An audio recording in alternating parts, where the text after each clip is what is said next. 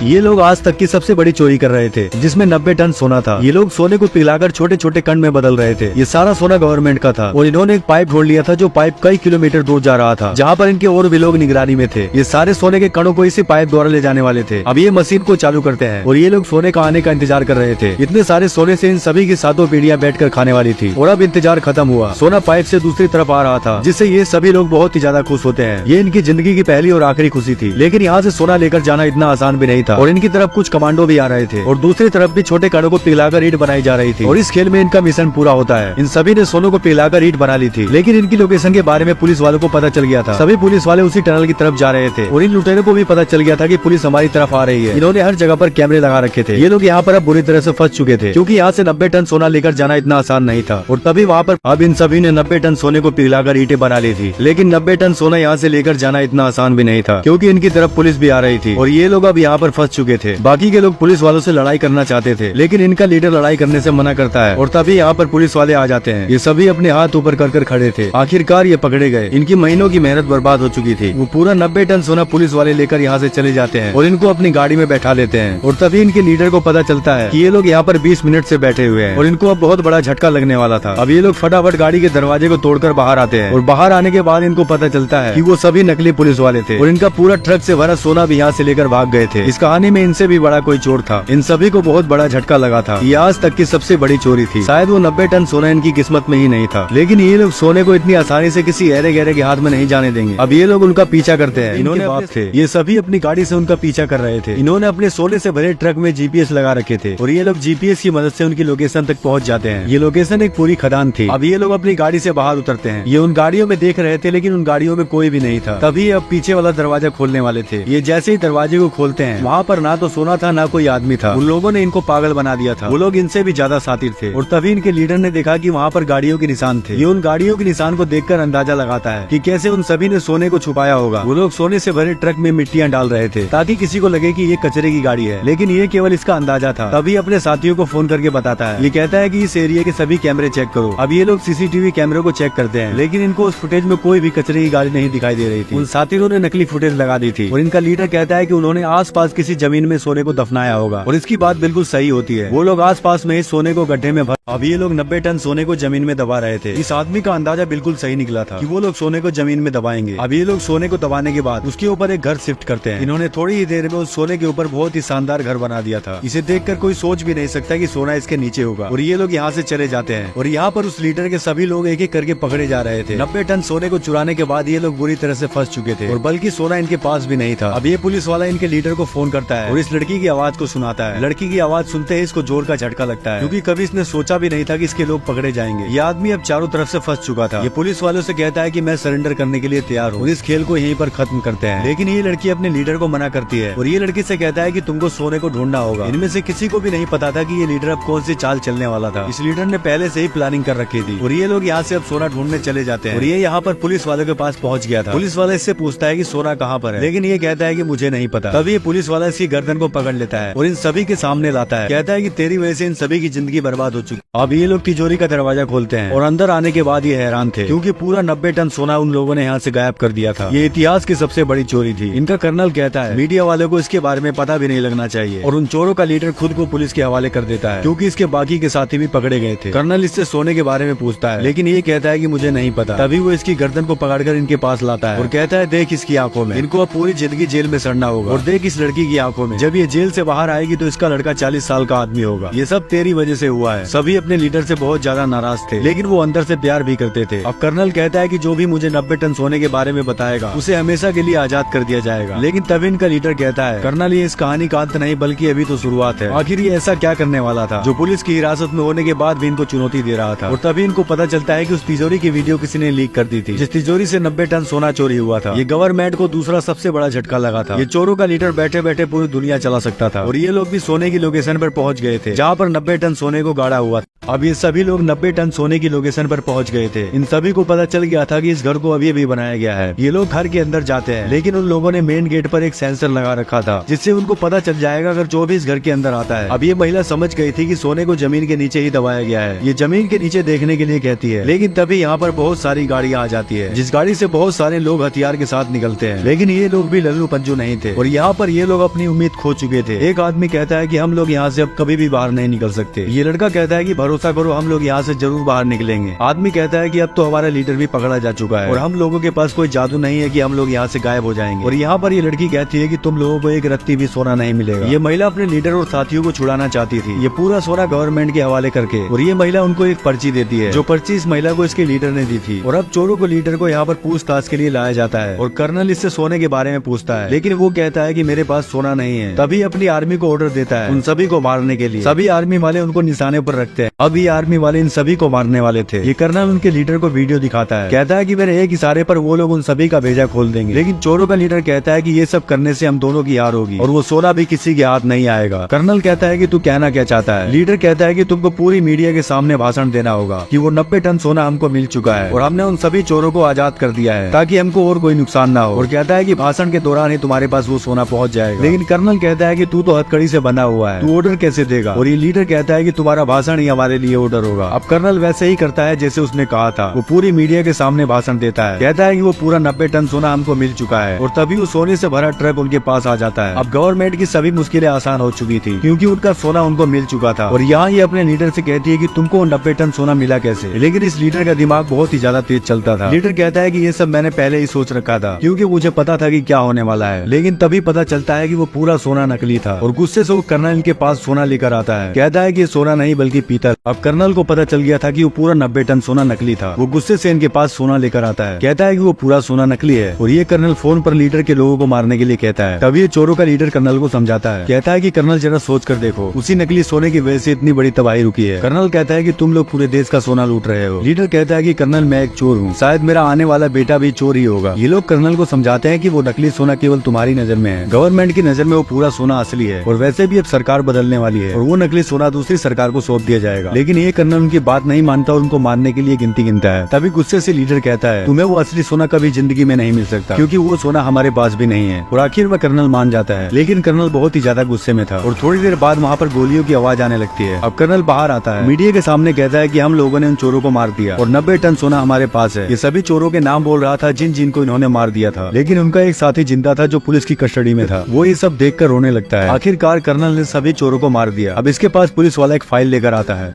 अब सभी चोरों को मार दिया गया था, केवल एक को ही छोड़ा गया था, वो भी पूछताछ के लिए। आखिरकार कर्नल ने सभी चोरों को मौत के घाट उतार ही दिया। तभी एक पुलिस वाला फाइल लेकर इसके पास आता है। ये जैसे ही फाइल को खोलता है इसे कोई निशान मिलता है। ये निशान इसी के लोगों ने दिया था और ये लोग अभी जिंदा थे। ये सभी चोर दुनिया की नजरों में मर चुके हैं। इन सभी ने आर्मी पुलिस को आसानी से चकमा दे दिया था और असली 90 टन सोना इनके पास था, जिन्होंने इतनी बड़ी मुसीबत में भी अपना मुंह नहीं खोला था। पुलिस वाले खुद इनको दूसरे देश में पूरी इज्जत के साथ भेज रहे थे और अब लोकर में उस 90 टन सोने को रख दिया जाता है, जो पूरा सोना नकली था। और इन लोगों ने असली सोने को उन लोगों को दे दिया था, लेकिन उस सोने में से इनको भी हिस्सा मिलने वाला था। अब इनके लीडर को पुलिस वाले सबका पासपोर्ट देते हैं। सभी चोर एक साथ थे जो बहुत ही ज्यादा खुश थे, एक दूसरे को गले लगाते हैं। किसी को अच्छा दोस्त मिल गया तो किसी को अपना सच्चा प्यार मिल गया था। और ये सारा क्रेडिट इनके लीडर को जाता है, जिसने बड़ी से बड़ी मुसीबत में भी अपने लोगों का साथ दिया। इन्होंने कुछ खोया तो कुछ पाया भी था। खैर अब तो सोना इनके पास था। तभी वहाँ पर वही महिला आती है जिसने सोने को ढूंढ निकाला था। लीडर उसके पास जाता है और सोने के बारे में पूछता है। लीडर को सारी लोकेशन महिला ने बता दी थी। अब इनकी पूरी जिंदगी ऐशो आराम से बीतने वाली थी।